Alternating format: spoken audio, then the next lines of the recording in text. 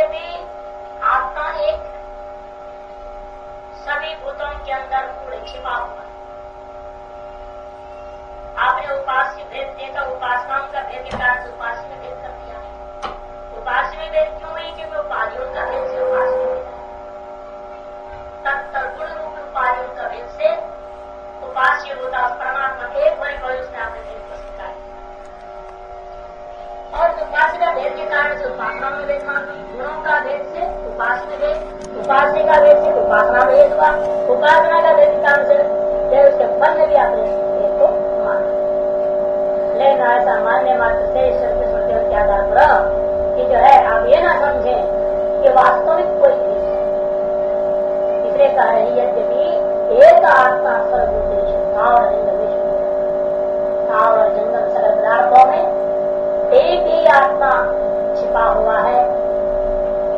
जैसे समस्त प्रकार की लकड़ी आदि ईंधनों में अग्नि छिपा हुआ है, अग्नि भी अपना एक है स्वरूप उसके वास्तव में, लेकिन हर उपाधि को लेकर अलग अलग हो जाता है। नीला रंग है, पीला रंग है, अलग, लेकिन वह उपाधि के कारण से भेद है। वास्तव अग्नि का स्वरूप एक। इसलिए कहते हैं यद्यपि ऐसा है तथापि चित्र रूप उपाधि विशेष का तारतम्य के कारण से चित्रोप उपाधि विशेष है, इसी की तारतम्यता है। उपाधि विशेष के तारतम्य से क्या हुआ? कूटस्थ नित्य से एक रूप है, नित्य है, एक रूप वाला है। उसका उत्तरोत्तर आवश्यक, उसका आविष्कार जिसने जितना किया तो उतना ही आनंद हो रहा है। जो जितना उस आत्मा के चिंतन किया है उसकी ओर जो जितना आगे बढ़ा है उतना ही आनंद में मस्त है। जो है जो आदमी जितने प्रकाश की ओर जाता है उस प्रकाश का मिलेगा नहीं मिलेगा।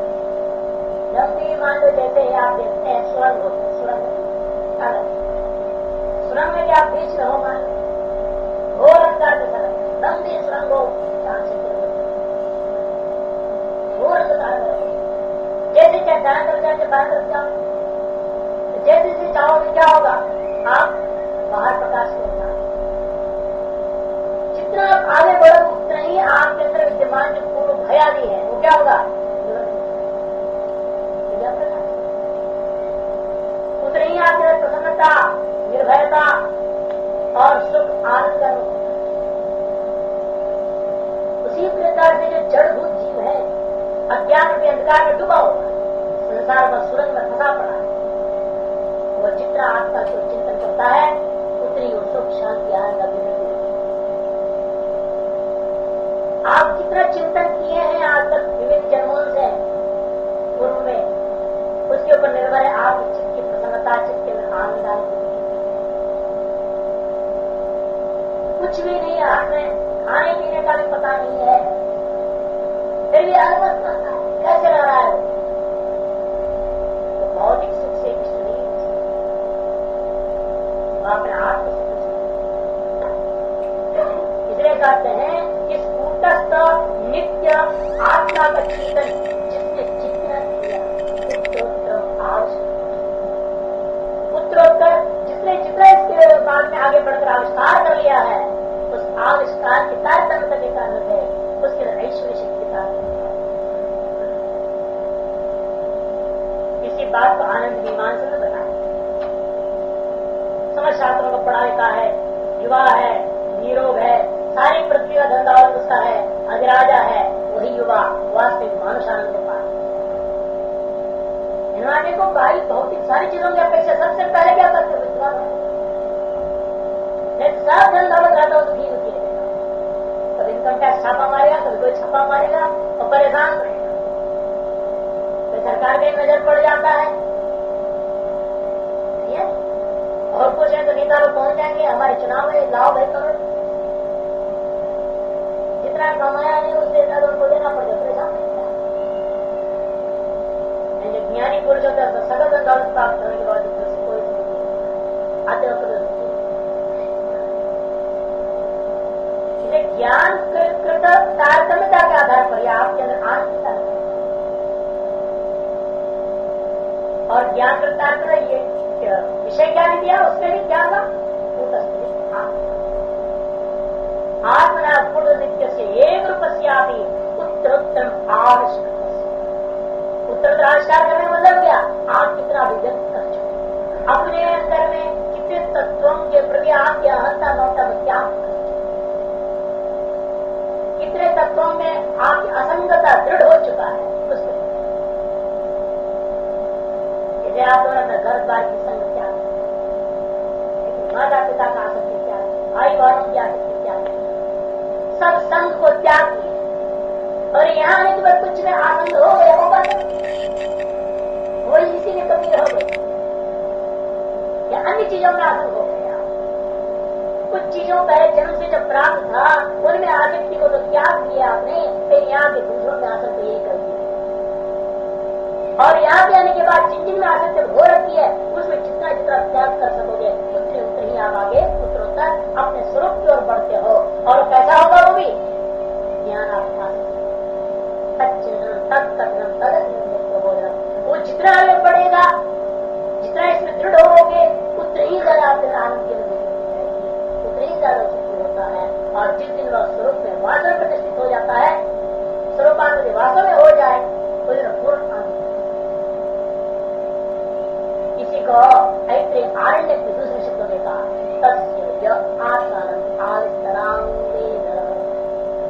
तस्य उस मुक्त रूपी जो पुरुष है, ब्रह्म है, आत्मा है, वह शरीर में वर्तमान है, चिद्रूप आत्मा है, उसको पुरुष को जो अतिशय रूपेण जानता है, आदिस्तराम वेद अतिशय रूपेण अत्यंत स्पष्ट साक्षात अप्रोक्ष रूपेण अनुभव कर लेता है, वही वह पूर्ण अनुभव करता है। स्मृति में भी कहा जहाँ कहीं भी आप जो कुछ उत्कृष्ट देखते हैं, उत्कर्षता देखते हैं, वह परमात्मा का ईश्वर यद्यद्विभूतिवत् सत्यं श्रीमत्पूजितमेव वा तत्तद्देवावगच्छत्तं मम तेजोंश संभवम्। इसे कहते भगवान जहाँ जहाँ भी तुम देखोगे, जो भी ऐश्वर्यशाली कांति से युक्त अति उत्कृष्ट वस्तु तुम देखते हो, श्रीमत ऐश्वर्यशाली ऊर्जित कांति से युक्त विभूतिमान ऐश्वर्य से संबद्ध हो, ऐसे चीजों को जो भी चित्र संसार में देखोगे प्रत्येक वस्तुओं को मेरे ही तेज से, मेरे ही ऐश्वर्य का अंश करके सकते और उस उत्कर्ष की उपासना करना। उपासना का कांड है वो, उपासना शब्द का श्लोक है। अर्थात उस ऐश्वर्य की आप उपासना करोगे, तुम मेरे नजदीक हो जाओ। उस उत्कर्षता का, उस ऐश्वर्य का ही नहीं, उस जो इसलिए ऊर्जितम भी कह दिया श्रीमत, ऐसे वस्तुओं से वस्तु को जो उपासना करता है वह उपासना करने वाला मुझे प्राप्त है।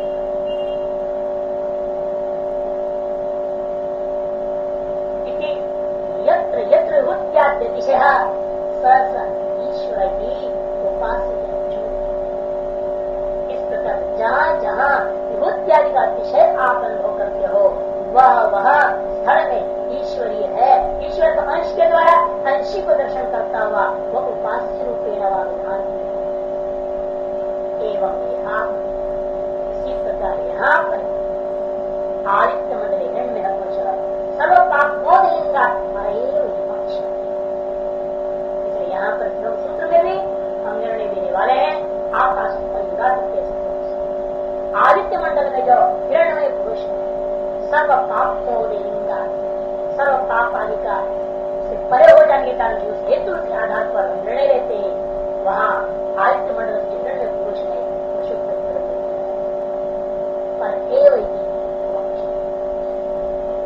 मतलब क्या, कई स्थलों में उपनिषदों में बहाना बने उपासना का और बोध करा गया निर्गुण का। इस पर कैसे होगा?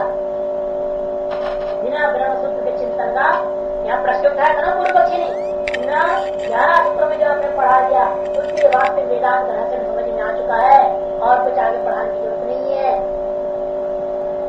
उसकी बात पर जोर देकर समझाया जा रहा है कि नहीं उतने से बात नहीं होता। संशय और विप्रतिपत्तियां रह जाएगी। उन्हें निवारण करने के लिए हमें आवश्यक उत्तर को किसी बात का प्रतिपादन करते हुए कह रहे हैं आप आकाश इत्यादि इसी पर आकाश इत्यादि जो है सूत्रों में एवं सत्य मुक्त कारण अपनी आत्मज्ञान, यद्यपि आत्मज्ञान कैसा है? सत्य मुक्ति का कारण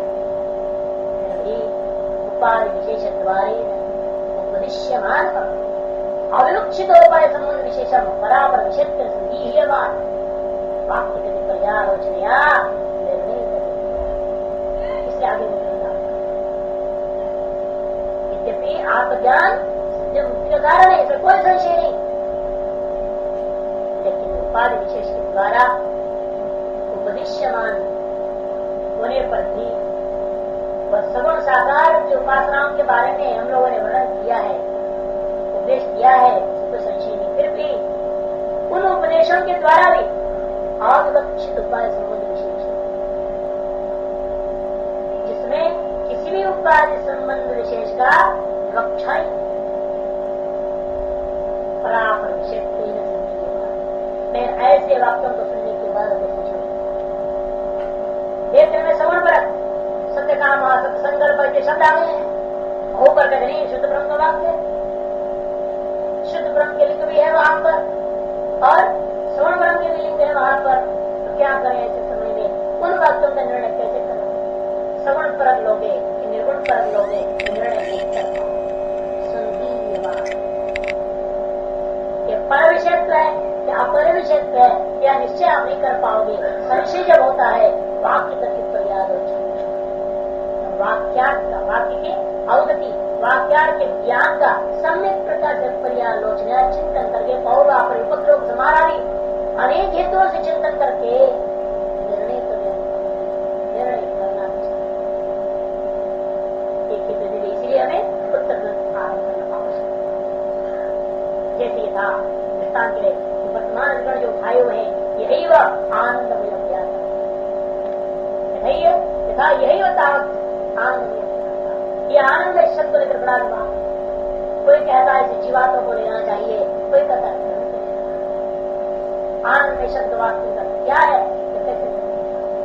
पूर्वोक्त सूत्रों से निर्णय नहीं हो सकता है, अतएव आगे के सूत्रों की अपेक्षा एवं एकम भी ब्रह्म अपेक्षितोपाय संबंधम निरस्तोपाय संबंध उपासक वेदांत शुक्र एक में इस ब्रह्म को अपेक्षित उपाय संबंध को लेकर के, अपेक्षित उपाय संबंध को लेकर के उपासित करने की विधान किया है, उपदेश किया है, और निरस्त उपाय संबंध को लेकर के नियत वेदांत उपासना जो है विधान किया है। अब उसका विषय विभाजन करना चाहिए। कौन सा वेदांत वाक्य उपासित ब्रह्म को जो कथन करना है और कौन से वेदांत वाक्य उसका नियत वेदांत, यह विषय विभाजन को स्पष्ट करना की बात। उपासित नियत वेदांत शुक्र प्रदर्शित करो ग्रंथ, किसी बात का प्रदर्शन करने के लिए, स्पष्ट करने के लिए अगला ग्रंथ आरंभ। और जो पूर्व पक्ष ने कहा था कि सामान्य से सबोध हो ही गया, सामान्य रूपेण सकल वेदांत अद्वैत ब्रह्म का योग कहा गया, आज ब्रह्म तो ब्रह्म ही जैव कारण ये सब बात प्रतिपादन हो ही गया है, और उसका जवाब सूत्र से काम चलता है। देखिए वो सारा सूत्र लगाया अपने सांख्यिक धर्म का प्रधान। अन्य कारणवाद तो बहुत बैठे हुए हैं, कोई परमाणु को कारण मान रहा है, कोई शून्य को कारण मान रहा है जगत का, कोई क्षणिक विज्ञान को कारण मान रहा है जगत का। किसको कारण माना? उन कारणवादों का जो खंडन करना आवश्यक है।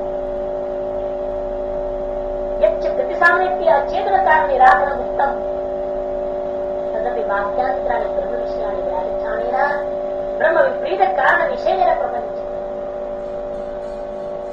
किंतु फिर भी यद्यपि अचेतन का कारण निराकरण कर चुके, कोई भी अचेतन वस्तु कारण नहीं हो सकता, ये आपने भले सामान्य रूप से सिद्ध कर दिया है।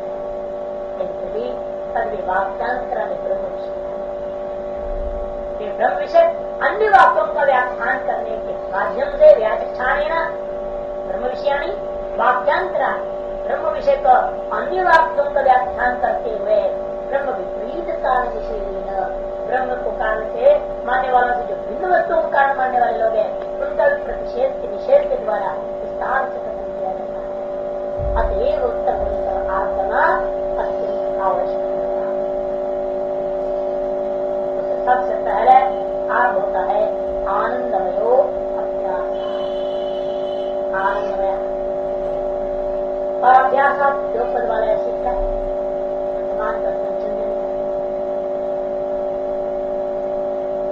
तैत्तिरीय उपनिषद में यह आनंदमय शब्द आता है जिसको लेकर पूर्व पक्षी संशय करता हो कहेगा ये जीवात्मा ये आनंदमय शब्द है।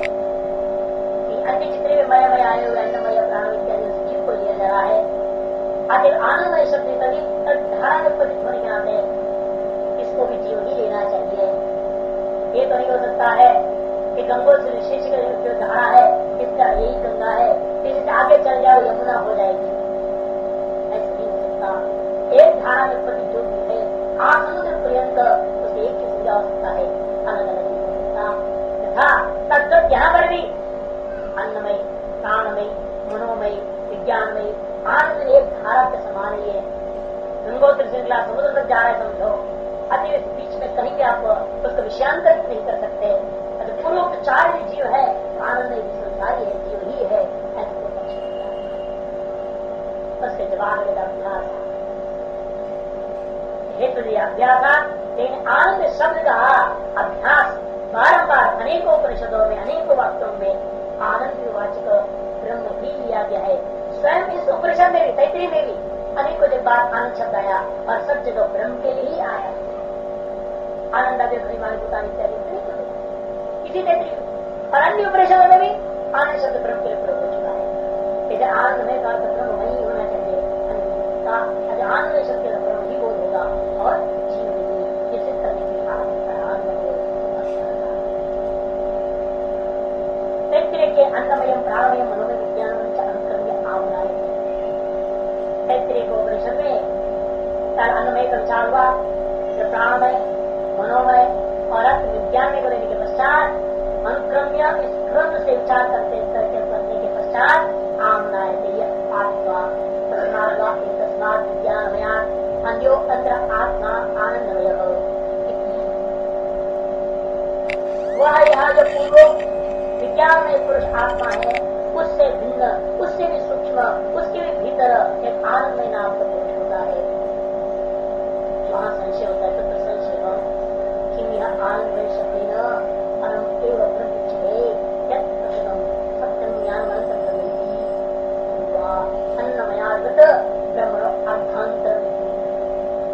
यहाँ संशय हो रहा है क्या यह आनंदमय शब्द के द्वारा परब्रह्म परमात्मा को लेनी चाहिए क्योंकि उसी का प्रकरण आरंभ किया हुआ है सत्यम ज्ञान करके, अथवा अन्नमयादि के सदृश यहाँ भी ब्रह्म से भिन्न ब्रह्मणो अर्थांतरम ब्रह्म से भिन्न जो जीवात्मा है जो संसारी है उसी को ग्रहण करना चाहिए। जब ऐसा संशय होता है दो पक्षों से कौन से पक्ष का स्वीकार किया जा सकता है तो पूर्व पक्षी खड़ा होकर होता है ब्रह्म अर्थांतरम अमुख्य आनंदमय ब्रह्म से भिन्न ब्रह्म से वस्तुअंतर है जीवात्मा है वही यहाँ पर तो अमुख्य आत्मा को ही आनंद शब्द लेना चाहिए। ब्रह्म को क्यों नहीं लोगे इसको क्यों लेना चाहते हो जवाब देता है अन्नमयादि अमुख्य आत्म प्रवाह प्रतिगता। अन्नमयादि क्या है अमुख्य आत्मा, अन्नमय आत्मा ब्रह्म नहीं, प्राणमय आत्मा ब्रह्म नहीं, मनोमय पुरुष नहीं ब्रह्म नहीं है, विज्ञान में पुरुष यदि ब्रह्म नहीं है तो आनंद में पुरुष उसी प्रकार हमें कभी बन जाती है। जैसे पूछा जाए गंगोत्री में जो जल क्या है यमुना है तो नहीं यमुना नहीं है, टीरी में नहीं वह भी यमुना नहीं वो भी गंगा इलाहाबाद में वहां भी गंगा है, समुद्र के पास वहां पे यमुना नहीं गंगा ही है वो भी गंगा उसी प्रवाह में पड़े नर्क उसी में ही हो जाए। तो कहता है यहाँ भी जीव ही मान, ब्रह्म नहीं है यहाँ पर विचार कहीं।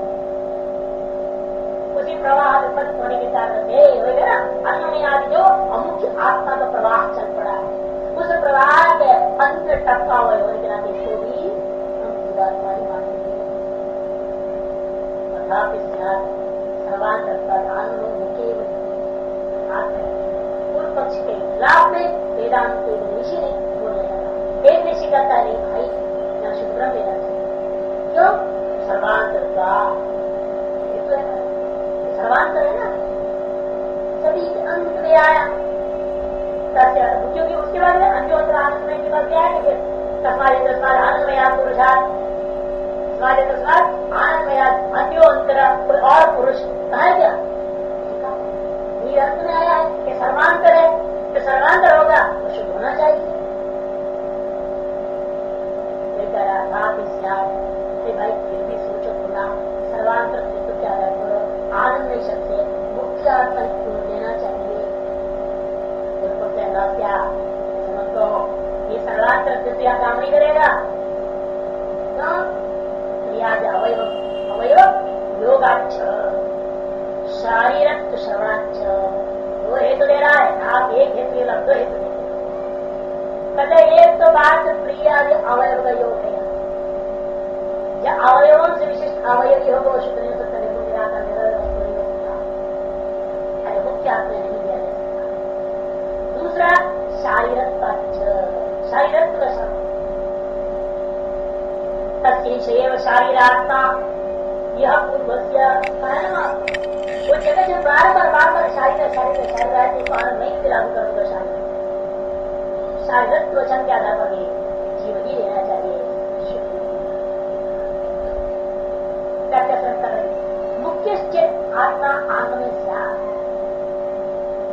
पूर्व पक्ष का जो दो हेतु है उसी हेतु की व्याख्या कर रहे भाषा, इसका नाम तो भाष्य है, स्वयं वाक्यों का पुनर्व्याख्या करना।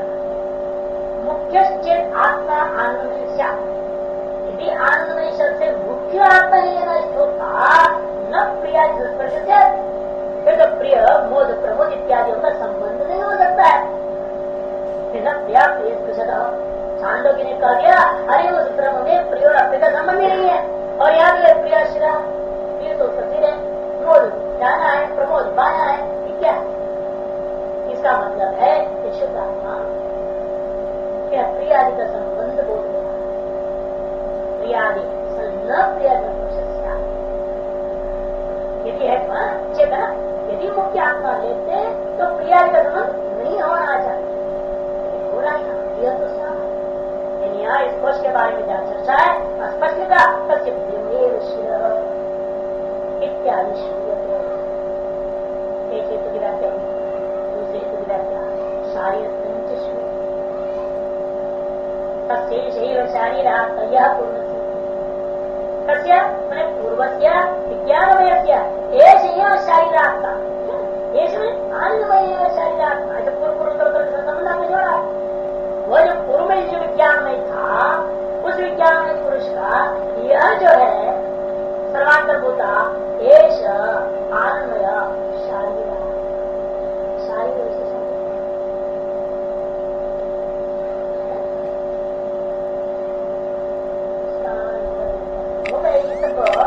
होना चाहिए 2-5 मिनट 2-5 तस्य शारीरात्मया पूर्वसिद्धि तस्य पूर्वस्य विज्ञानमयस्य एष एव शरीरात्मा एष आनंदमयत्यर्थः।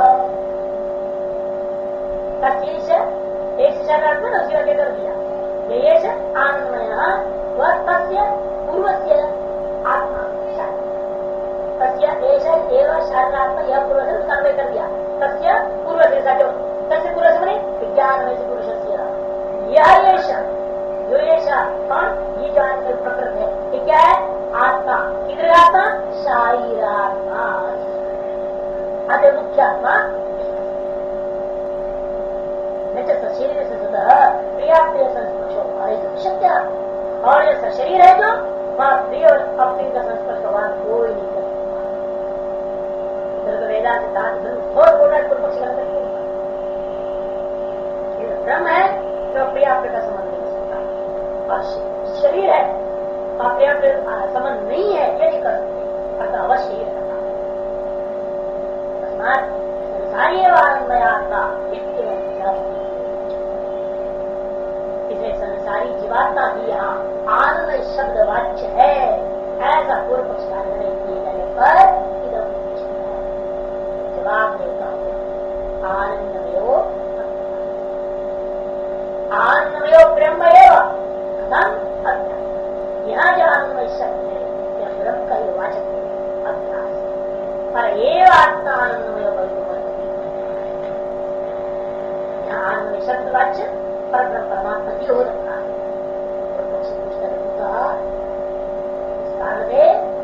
जवाब में सिद्धांत का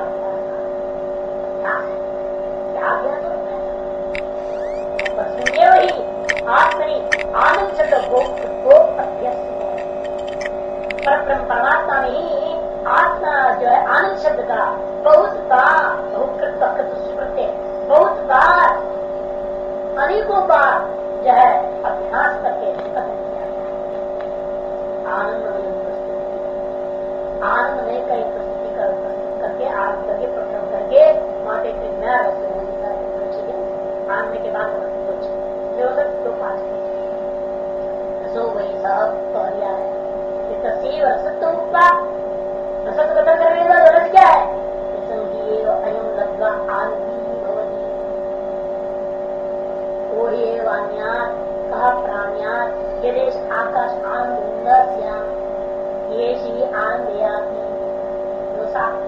सैषा आनंद सिंहा वैसा भवती एकदम आनंद में माता उपसंक्रामती आनंदम ब्रह्मणो विद्वान न विवेक पुदश्चन। पहले दोनों जो आठ था ये दोनों आनंद ब्रह्मेति विजानात तीन एक ही उपनिषद में अनेकों बार आनंद शब्द आया और सभी जगह आनंद शब्द ब्रह्म का वाचक और अन्य उपनिषदों श्रुत्यंतरे विज्ञानम आनंद ब्रह्म प्रज्ञानम आनंद ब्रह्म अनेक ब्रह्मण एव आनंद शब्द ब्रह्म में ही आनंद शब्द एवं आनंद शब्द से बहुकृत ब्रह्मणी अभ्यास आनंद आत्मा ब्रह्म। इसलिए आनंद शब्द का बहुत बार ब्रह्म के लिए बार बार प्रयोग किया गया है, इसीलिए आनंद शब्द वाच्य यहाँ पर आत्मा ब्रह्म ही है। अब उसके जो कहा हुआ प्रवाह क्रियात्मकता सावयवता शारदता तीनों हेतु का जवाब देना।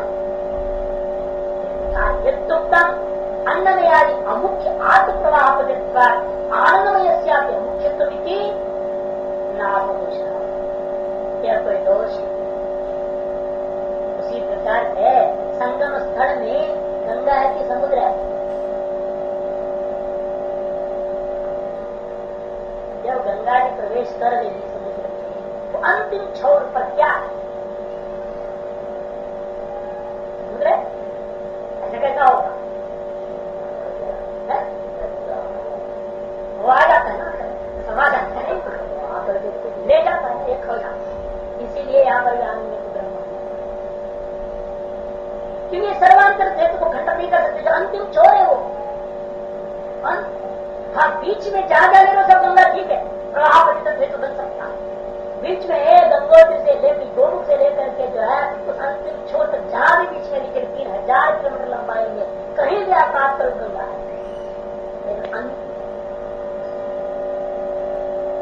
उसी प्रकार बीच में जितनी भी आत्माएं आप कह दीजिएगा वो सारी आत्माएं चाहे हजारों के लोग आप हो वो सब जीवात्मा है।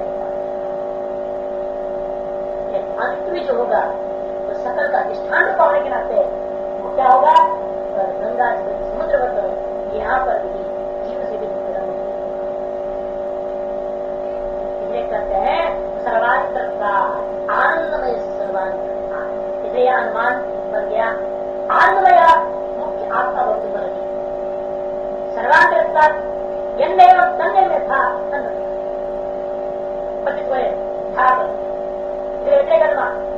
जो ऐसा सर्वांतर नहीं है, सर्वांतर एक ही हो सकता है, सर्वांतर तो एक होगा जो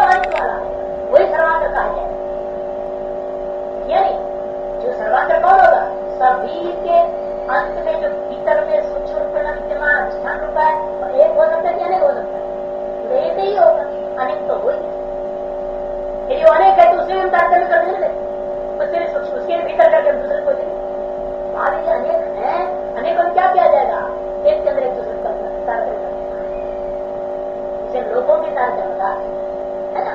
तो लोगों में भी रहने वालों को परस्पर तारतम्यता तो ध्यान रखिए, हम कहेंगे कि अंत में भी अनेक है तो उनमें भी तारतम्यता किया जाएगा, उनमें जो सर्वांतर होगा वो सिद्धम करेगा, वह एक होगा, वो अनेक, और जो अनेक है वो सब अनेक। इसे से है हमें क्या करना, दृष्टांत से आगमय दृष्टांत नहीं हो सकते कर्मान का, ये अनेक होते तो जमी जाता, दूसरे को दृष्टांत बना देते, हम एक को बना देते पक्षा, लेकिन इसे आपको व्यतिरेक अनुमान बनाना पड़ेगा, कहीं भी हमें सर्वांतरम तब तक जो है मुख्य आपका बदलती बदलती यथा कोई अनेक कहना पड़ेगा। यद्यप सर्वांतरम न भवति, यद्यप सर्वांतरम न भवति तब तक आत्मा भवितुं और ब्रह्म भी नहीं हो सकता, जैसे अन्न, जैसे कि अन्नमय आदि, इसलिए निरंतर ने कहा अन्न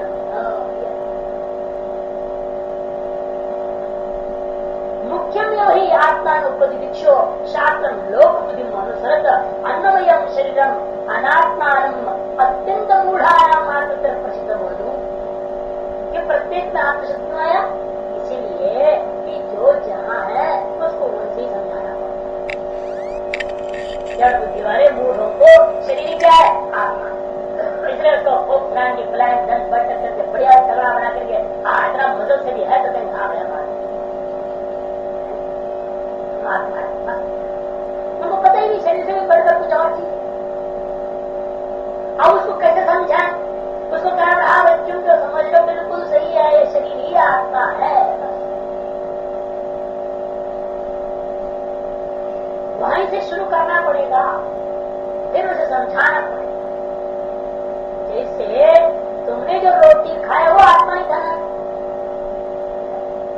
रोटी आपने खाया वो आत्मा, बाद में शरीर से बन गया वो आत्मा है ना।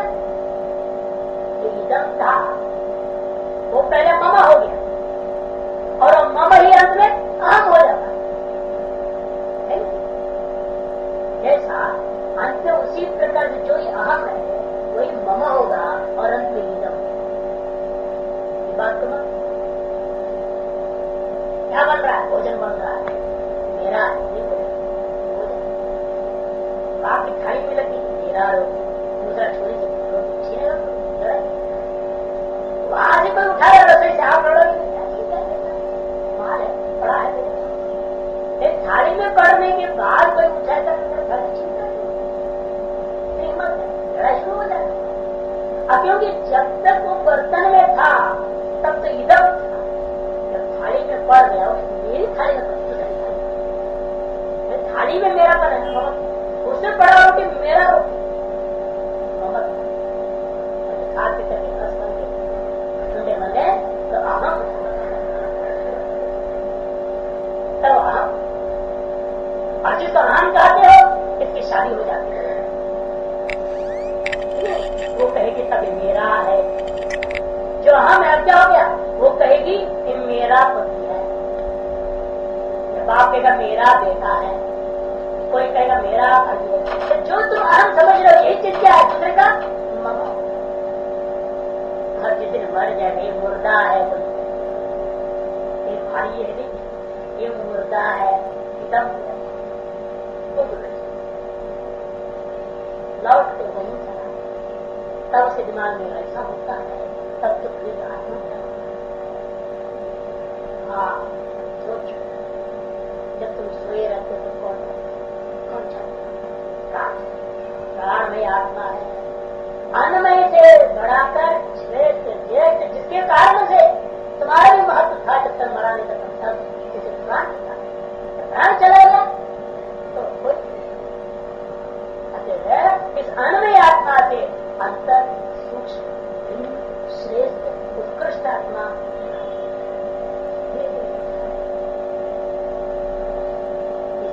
आचार्य कहते हैं, यद्यपि सकल शास्त्रों के द्वारा उपदेश के लिए इच्छित क्या है? शुद्ध ब्रह्म का उपदेश है। अच्छा, सीधे कहा शुद्ध ब्रह्म हो तुम, पागल हो गया, कहां से ब्रह्म? ईश्वर हो ही नहीं सकता, मैं कैसे ब्रह्म हो सकता हूं? असंभव। इसीलिए जो है उसको समझाने की उपाय अमुक्त आत्मा, इसलिए कहते मुख्य में वही आत्मा उपदिक्षु शास्त्र, शास्त्र जो है ना मुख्य आत्मा का उपदेश करना चाहता है, लेकिन क्या है सीधे कहो तो मानेगा नहीं कोई, इसे लोक बुद्धि मनुष्य जैसा दुनिया है उनको वही से आए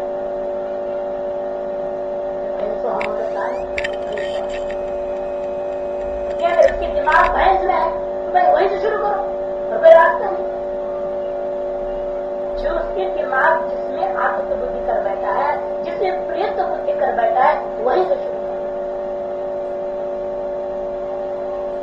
जब वहां से वो मार खा जाता देखता है यहाँ से हमें वास्तव नहीं मिलता है, वास्तविक आनंद इसमें नहीं है, तो वहां से मुख रस की ओर चलता।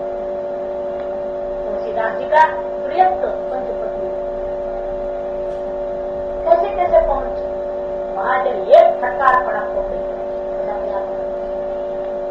तो समझ में आ गई, जिसको मैं प्रिय समझता हूँ प्रिय वचन नहीं बोल सकती, कैसे समझे? इससे प्रिय तो इसे जिसने प्रियत है वहीं से शुरू करना है। लोक बुद्धि का अनुसरण करते हुए इन्होंने क्या किया? सामान्य रूप में प्रियत्व सभी का अपने शुरू वायु वस्तु होता भी है, लेकिन सामान्य रूप में न वायु वस्तु विद्यमान जो प्रियत्व में विचारी रहता है, स्वशक्ति का प्रियत्व का विचार। आप अति वस्तु जो प्रिय माने हो, किसी न किसी कारणवश आपकी उसमें विद्यमान प्रियत्व का नाश हो जाता है, आप प्रियत्व से आज जो मित्र है कल अमित्र हो जाता है। कई बार हम बोलते हैं इसका, जब कोई आ जाता है महाराष्ट्र से, इंडिया से, कहीं से उड़ीसा से हो, चाहे तमिलनाडु से हो, जो प्रांत का लोग क्या करता है खाएगा, बड़ी तेज रखेगा और उसकी सारी व्यवस्था करेगी। आप ये करके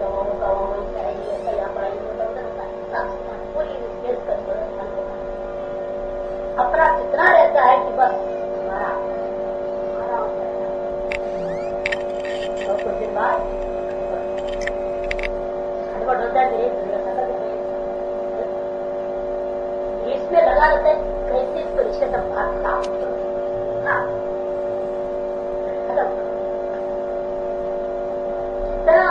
जब प्रिय था पहले कहाँ गया प्रिय? शरीर में जो प्रियत्व है ना सिर्फ वायु वस्तुओं में जो प्रियत्व है उसका तुम्हें विचार देखा गया है। इसलिए शास्त्रकार ने वायु वस्तुओं से आरम्भ नहीं किया, गधा घोड़ा गधा प्रिय तो घोड़ा प्रिय होगा, किसके से शुरू करेंगे हम?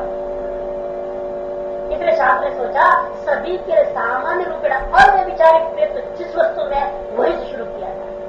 आते शुरू किया कि सभी मनुष्य मात्र के अंदर वायु वस्तु को छोड़ करके सर्व सामान्य रूप से अव्यभिचारिक प्रियत्व है तो अन्नमय, इसे अन्नमयम शरीरम अनात्मानम अपनी अत्यंत मूढ़ानाम, अत्यंत मूढ़ों के लिए भी अव्यभिचारिक प्रियत्व सुखत्व और आनंद स्थिति है तो अन्नमय कोश, इसलिए उस प्रसिद्ध अन्नमय का ही अनुवाद क्या किया? आनंद में तो कैसे पहुंचा रहे हैं? उसी प्रकार जिस प्रकार मूषा निषिक्त दुर्तांगादि प्रतिभावक तथोअंतरम इत्यम पूर्वेण समानम उत्तरम अनात्मानम आत्मनिग्रह। मूषा निषिक्त दुर्तांगा प्रतिभावक, मूषा कहते हैं सांचक मौल, जिसमें गला करके आप लोहा डाल दो, चांदी डाल दो, जो भी डालोगे, जो चीज डालो गला करके वो चीज क्या हो जाएगा? जिस प्रकार का मोल्ड है वहाँ, जिस प्रकार की सांचा बनाया हुआ है, मूषा है वही मूषा में चुहा, मूषा यहाँ पर कहते हो मोल्ड। जो मूर्ति का आकार में बनाया है वही मूर्ति का आकार धारण कर और उसके लिए क्या करते हो मिट्टी का बना साधारण मिट्टी नहीं होती विशेष उसमें मिट्टी से बनाते हैं चिकना मिट्टी होता है और कुछ पहले का पाउडर मिला दी जाती है तो गर्म गर्म बात होती है चले नहीं जाते तो विशेष ढंग से बना करके उसे छोड़ा क्या हुआ इसका मतलब मूषा खत्म उसमें आकार और आपने जो चीज उसकी डाला वो तदाकार होता है और आजकल ये भी सिस्टम है पहले थोड़ा डाल देते फिर उससे पीछे दूसरे फूका हो जाता उसे तीसरी बना इसलिए कहते मूषा निषिद्ध ताम्रादि के जन्य प्रतिमाओं के समान यहाँ पर भी अन्नमय से भी अंत उससे प्राण में से भी अंत उससे भी अंत ऐसे करते करते करते पूर्व के समान आकार उत्तरोत्तर अनात्माओं को ही आत्मा पर ग्रहण कराते कराते कराते आप बंद में आत्मा में आप पहले तो अनात्माओं में आप अनात्माओं में वह आत्मा ग्राह्य ग्रहण कराते हुए प्रतिपत्ति सौकर्या क्यों ऐसे किया ज्ञान बोध कराने की सरलता कर ये सरल प्रक्रिया है सरलता का दृष्टिकोण से अंत में कहा गए सर्वानंतरम मुक्तम आनंदमय महात्म उपदेश की श्रेष्ठता इसने अंत में क्या किया सर्वांतर जो मुख्य आत्मा है उसको आनंदमय शब्द से श्रुति ने युक्त तर उपदेश किया इस तरह में युक्त तर उपदेश जिस प्रकार से यदा अरुंधति निदर्शने विश्व वितारासु मुख्यासु अरुंधतीषु दर्शितासु यांत्या प्रदर्शित है सामुख्य अरुंधति भगवती जिस प्रकार से लोग में देखते हैं हाँ अनेक नक्षत्रों को दिखा दिखा आपको ऊपर ले गया वो अंत में जो दिखाया गया वो क्या होता है वही असली अरुंधति है पहले जिन जिनको अरुंधति करके कहा गया उनमें से कोई भी अरुंधति है ना जो अरुंधति नक्षत्र नहीं है उसे पहले आपको अरुंधति करके बोल पड़ा है फिर उससे आगे बढ़ा उससे ऊपर देखो उससे थोड़ा सा सूक्ष्म है ये बड़ा जो तुमने देखा उससे थोड़ा छोटा है उसका नाम अरुंधति है फिर कहते उससे भी आगे देखो उससे भी छोटा सा दिखता है उससे भी सूक्ष्म है उससे भी धातु से भी छोटा है ऐसा जो तत्व वो अंत बोलते अंत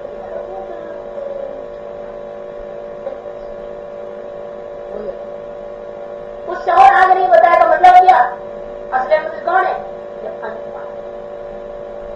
सर्वांतर कहते अरुंधति निदर्श है विश्व में तारा अमुख्य अमुख्य अरुंधति को दर्शा दिया क्या प्रदर्शन है जो अंतिम तारा जिसको प्रदर्शा गया है सा मुख्या एवं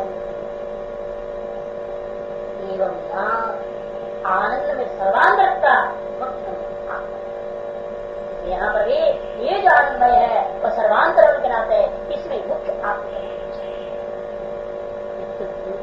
दूसरे और दूसरी जो कहा था अवयव वहां तो क्रिया के संबंध है शारत्व भी है विशेषण क्रियादिनाम श्रस्ता कल्पना अनुपन्ना कुछ नहीं कहा था प्रियादियों को श्रस्ता अवयव रूप कल्पना जो किया है क्या मुख्य आत्मा मानने पर तो संभव नहीं होगा अनंत रूपाजनिका तब कहते हैं तो धारा प्रवाह चलते चलते महाविक तो हट जाते वास्तविक स्वाभाविक ही अति अनंत रूपाज से जनित कल्पना न स्वाभाविक जैसे अनात्माओं में श्राव्य अवयव था उसी प्रकार से समझाने के लिए तो इसमें भी कल्पना कर दी वह वास्तविक अवयव है यानी यहाँ पर कल्पना क्यों क्योंकि जब कहते हैं कि यह स्वाभाविक ही संभव नहीं है जैसे समझा जैसे सबको बताया बस अंत वाले को भी बताया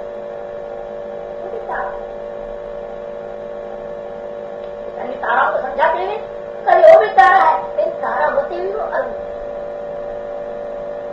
तारा की जब कल्पना